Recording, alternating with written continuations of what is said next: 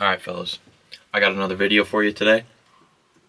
But before I tell you what it's about, actually I'll just tell you what it's about first. Then I'll show you. So today we're going to be going over the foods that you should eat to put on muscle and the foods that you should avoid to put on muscle. Now, again, I could simplify this in about 2 sentences. So for those of you that don't have the attention span to watch this whole video, the foods to eat to put on muscle are foods high in protein. The foods you should avoid are foods low in protein. But I'll go more in depth, I hope, about that type of stuff. Before we do, check this out. So, if you've watched any of my other videos, I usually have a salad that you can buy at Walmart, just like when you walk in, right in the cooler section there. I had the same thing today, right? But I take it out of my lunchbox, and I notice, can you see like the liquid standing in there? Yeah. So, and there's a little funny smell coming from it, so I'm not going to eat this today. It's extremely gross, man. I thought maybe the Pico de Gallo, I'm pretty sure it's called. I thought that container opened up, but that is way too much liquid. Do you see that? It's just sitting in there with all the salad and the chicken and shit. Gross. So, I'm not going to eat this. But luckily, I do have blueberries, which I'm going to be eating throughout the video. And I got 2 bags of apples. Now, yeah, it is healthy. But guess what? I like blueberries. I like apples. Really, this video is going to be pretty short because the foods you should eat are just foods high in protein, and the foods you should avoid, which, I mean, you don't have to avoid any, but if you want to put on muscle, then like you don't want to really be eating foods low in protein. Unless you've already hit your protein goal for the day, then eat whatever you want. So, to put on muscle, a good benchmark is to eat 1 gram of protein per pound of body weight. So if you're 150 pounds, try and get 150 grams of protein. You can go a little bit or a little bit under or a little bit over. So say like you got like 130 grams of protein, you'll probably still be all right. Say you got 200 grams of protein, you'll be good. But a good target to aim for is 1 gram of protein per pound of body weight. This will make sure you get plenty of protein, and it will optimize how much muscle you can build. So, keep that in mind. I'm going to try and cut this video less, to try and make it more real. I'm just on my lunch break right now, eating blueberries. Anyway, 1 gram of protein per pound of body weight. Now, this brings up a good point. You want to get that throughout the day. You don't want to just get it in 1 or 2 meals. They've done studies on this. Look it up yourself. I'm more of a bro science channel. But they've done studies on this, that eating 4 meals a day is the best. Because if you eat too much protein in 1 meal, there's some myth that like you don't use all of it, it gets excreted, like you shit it out. That might be true. I don't know. I've always found it works best to eat my protein throughout the day. And like I said, that you can actually look up like studies. They found that 4 meals a day to spread your protein out 4 times a day. It's going to be tough, man, not cutting this. 4 times a day is the best amount of meals. I know you see some bodybuilders out there say, oh, you got to eat, 8, 9, 10 times a day. Drop the blueberry to build muscle. If you just eat 4 times a day and you hit your protein goal and you hit your calorie goal, you're good. You don't have to eat 10 times a day. You don't have to eat 10,000 calories a day. If you're in a couple 100 calorie surplus, you will build muscle. Another common misconception that you have to be in like 4,000 calorie surplus to build muscle.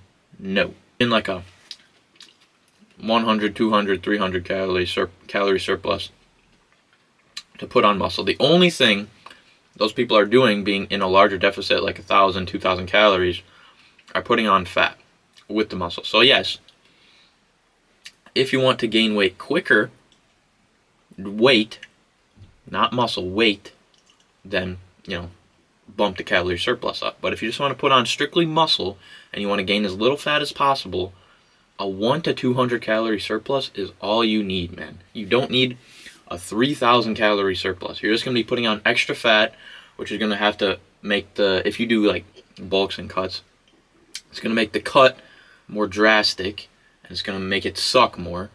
But if you do what I do, which I like to call main gaining, I didn't make that term up. I heard it somewhere, so I don't take any credit for it. But if you want to give me credit for it, that's cool. That's cool. I don't care. So main gaining is where you eat just above your calorie, like your maintenance, like your BMR, basal metabolic rate. We went over that in other videos. It's how many calories you burn in a day just being alive. If you eat like 100 to 200 calories above that, that will allow you to gain muscle while minimizing the amount of fat you put on. This is literally what I've been doing for like the past, I don't know, bro. I did have one little cut last year sometime. It was just like a couple months though. But I've been doing this basically for like 2 years, and it's great because you stay. That's the Clear American and the blueberries. You stay like at a good body fat percentage where you're not too fat, so you don't have to like cut, but you're lean enough where you can maintain it throughout the year. You can look good in the winter, you can look good in the summer. You can stay pretty lean without having to do fucking cuts or something, dude. If you just main gain, eat a couple hundred calories above your maintenance, eat enough protein, gram per pound of body weight, you'll be good. You'll put on muscle, you'll minimize the amount of fat you put on, you'll retain your muscle. Contrary to popular belief, you won't lose it if you're eating a couple hundred calories above your maintenance, 1 to 200. You'll be fine. Just do that.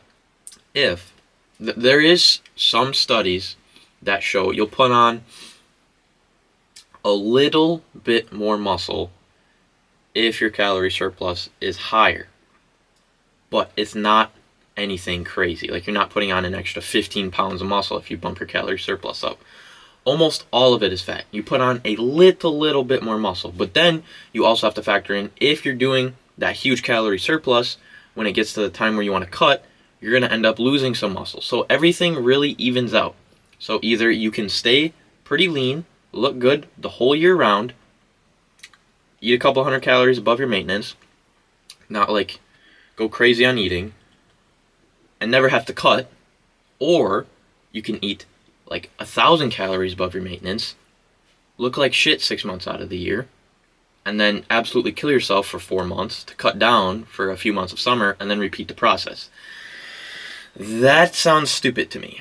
You can do what you want. Maybe it works better for, like, if you're like a professional bodybuilder or something, then it might make sense. But if you're just a normal guy like me, that's what I would recommend doing. It makes everything so much better and so much easier. You look good year round. I don't know, man. It seems like just common sense to me, I guess. But you do what you want. So, the foods you should eat foods high in protein.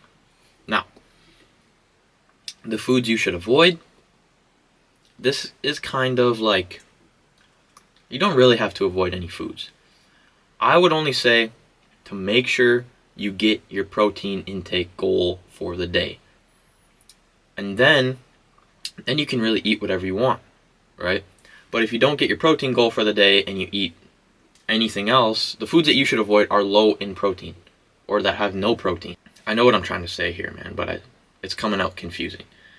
I would only say to avoid foods if you haven't hit your protein goal for the day. There we go. That's the sentence I was looking for. But if you've hit your protein goal, then eat whatever the fuck you want, man. Eat whatever you want. If you want to eat healthy, eat healthy. If you want to eat like Oreos and Doritos and chips and Fritos and Tortillas and Papelitos, eat that then. But as long as you've hit your protein goal for the day, you're good. So there's really no foods that you should avoid, right? There's no food that you're gonna eat that's just gonna like take away all your muscle. Like, it's not gonna be catabolic, which means like muscle loss. Anabolic means muscle growth or building. Also, foods high in protein are not foods like peanut butter. Peanut butter is not high in protein. It's high in calories and high in fat.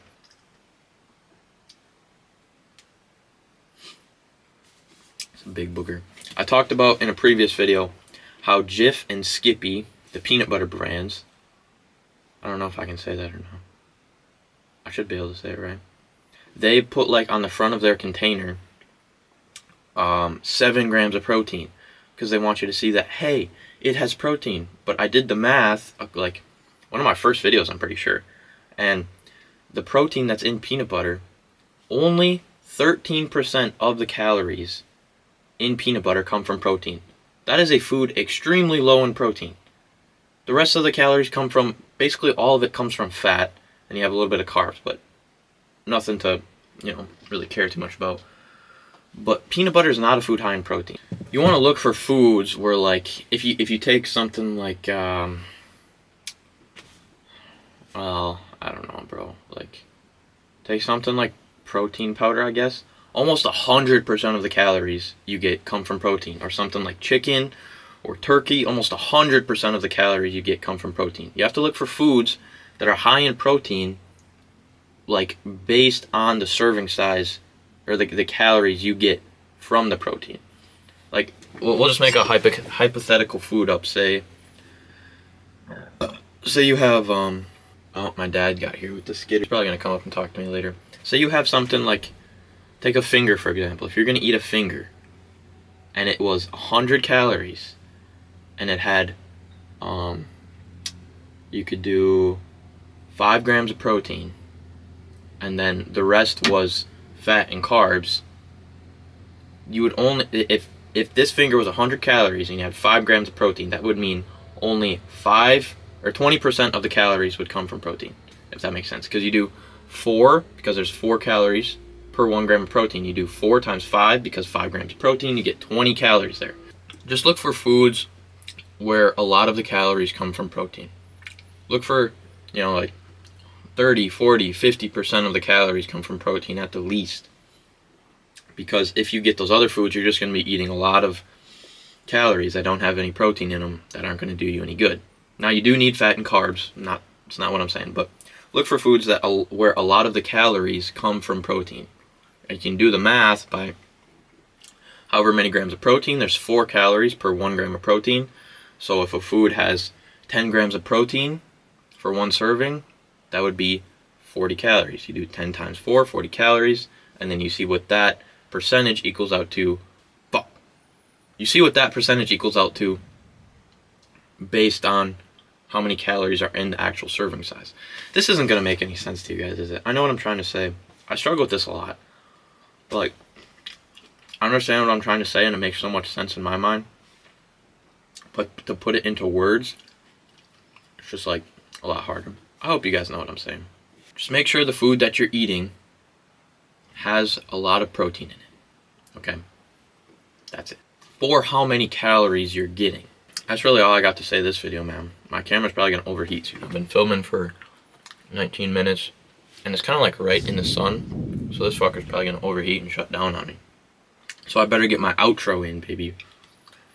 If you like this video, if you like seeing my expired, juicy, nasty salad, you should really hit the subscribe button, because if you do, then I get more subscribers, but if you don't, I don't get more subscribers. So it's a win-win for you,